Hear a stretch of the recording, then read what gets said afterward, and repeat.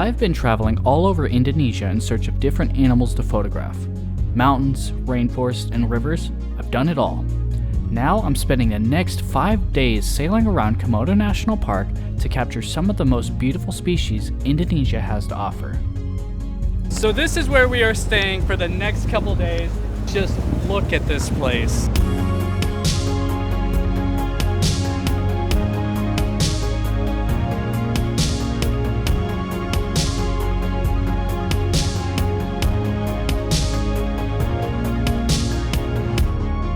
We're gonna sail to Komodo. We're gonna sail around, look for vipers, see the Komodo dragon. This is an amazing experience. Right now we're sailing to Rincha. We're gonna go look for vipers.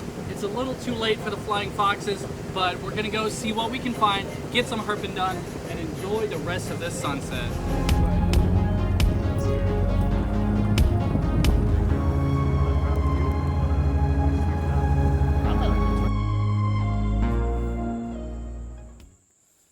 Diaries siamensis, the Russell's viper.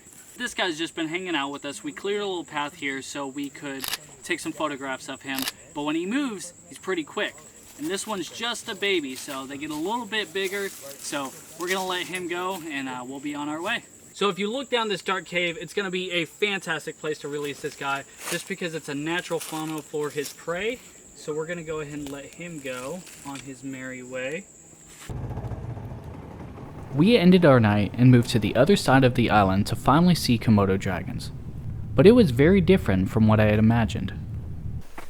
So if you're gonna do Komodo, the way to do it is definitely by doing one of these private tours, private guides, because there's some parts of it that when they did their Jurassic Park area, it just brought too many people. And you're sitting there trying to photo a Komodo dragon, and there's just too many people. You're getting legs in the background, and it just kind of takes you out of the experience. But when you get out here with these people, and you get to go into the forest, that's when you really see these animals out in their element. Maybe too much in their element.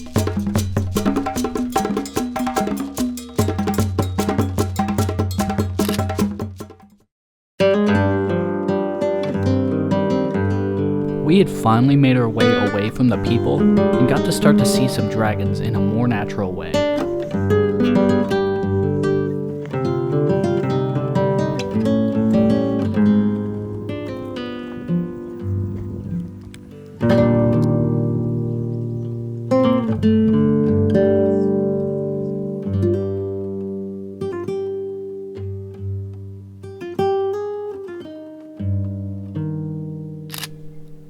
The park did leave some things to be desired.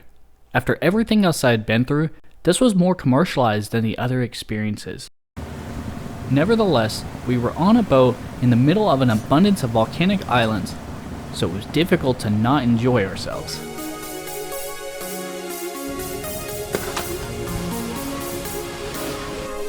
From jumping off of the boat, to getting to dive with manta rays, sea turtles, and fish, Komodo really held another world in its waters.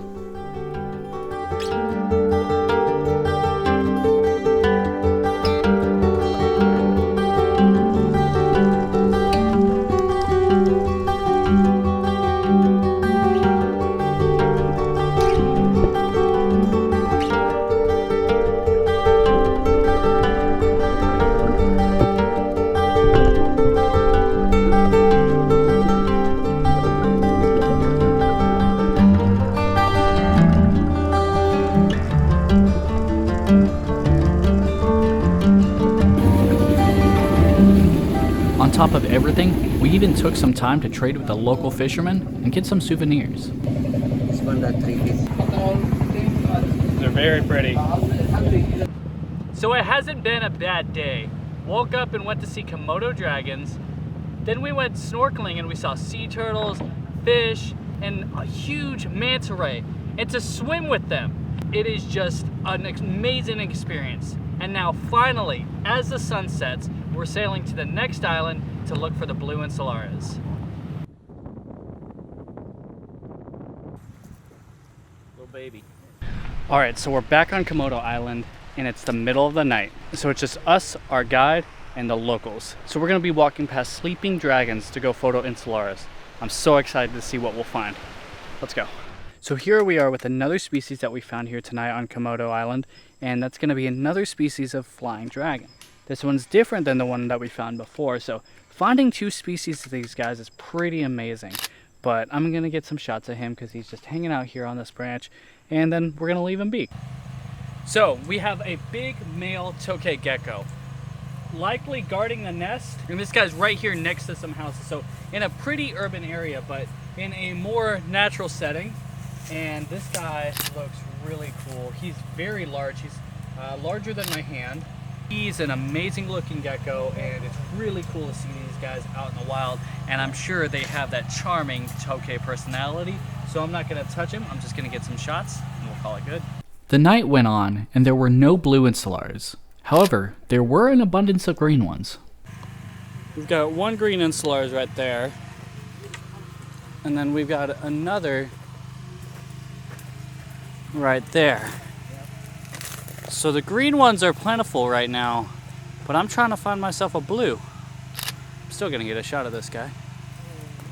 These guys are on the ground and just amongst these piles of wood. So for an arboreal snake to be hanging out here. So this is number 4. Still no blues yet. Finally, at the end of the night, a blue insularis.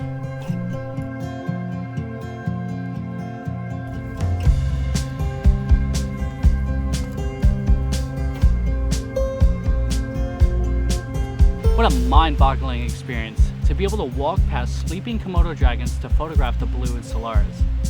Talk about a dream come true. And to have this goal for so long and to be able to finally achieve it, it's amazing.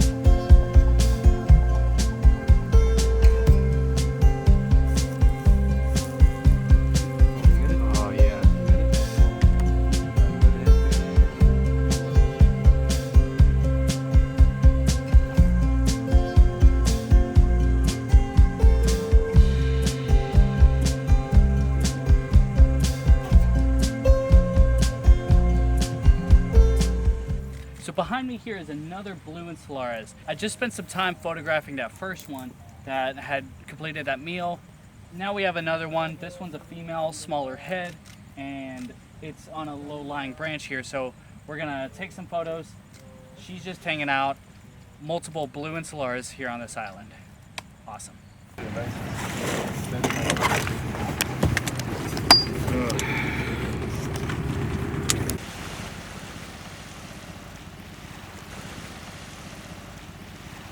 So it's sunrise on the beach on Komodo Island, and we're here before anyone else, and so we're the first people here taking pictures. Sean and I, we went out super early. We're gonna catch the dragons on the beach, hopefully, and I have a goal for a wide-angle shot that I hope is gonna be very successful. So I've gotten to spend some time with this Komodo dragon here, photoing him. He's well aware here. He's just basking in this early morning sun on the beach just to make sure that he gets the warmth to get through his day. This is an amazing dragon. As you can see, he's well aware I'm here. So I'm gonna give him the proper space that he needs, and we're gonna move on, check out some other dragons. What a great morning.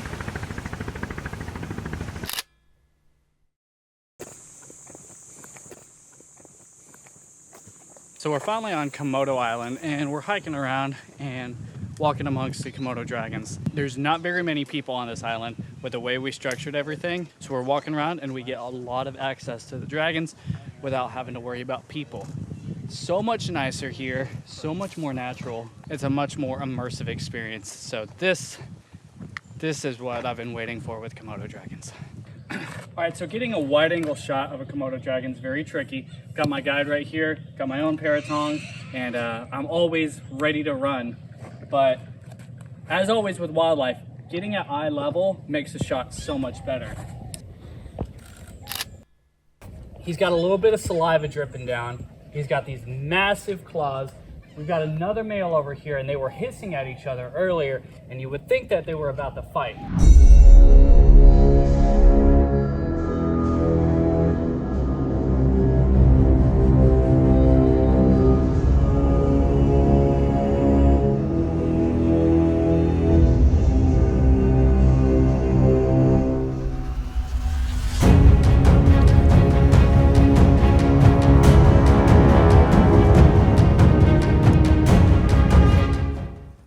while we hike this treacherous hot part of Komodo, I'll tell you about today's sponsor.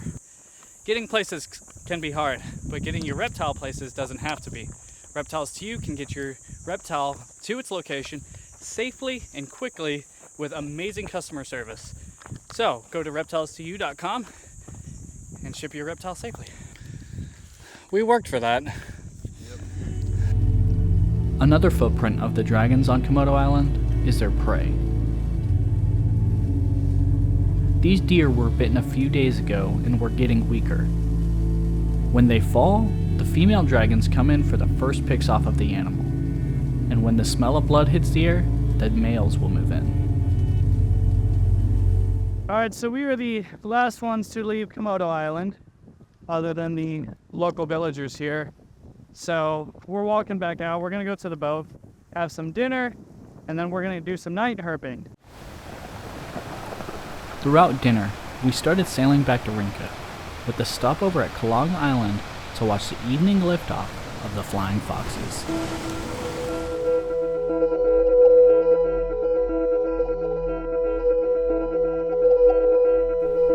Flying foxes are fruit-eating megabats with wingspans up to 1.6 meters or just over 5 feet. Thousands of these flying foxes leave their mangroves on the island in search of food every evening, and seeing this spectacle is unbelievable.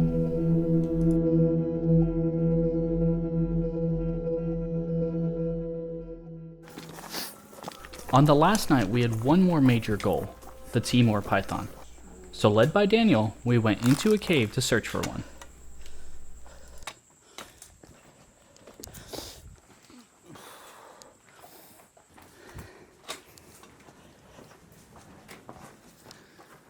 Wow, that one's big.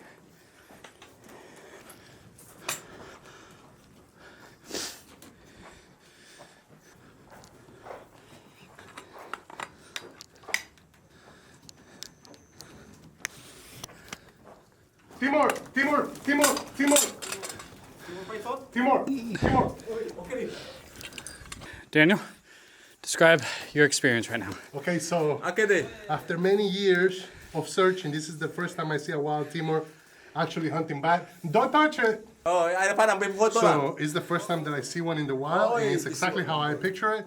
It's up high, trying to grab some bats, just like the behavior we see on reticulated pythons.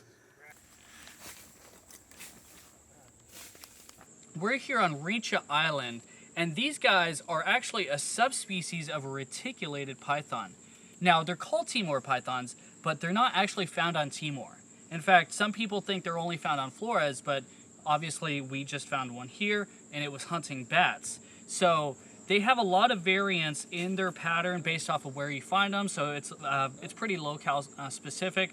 But these guys are amazing animals. This guy's had a great temperament, has really just hung out with us while we've been photoing it.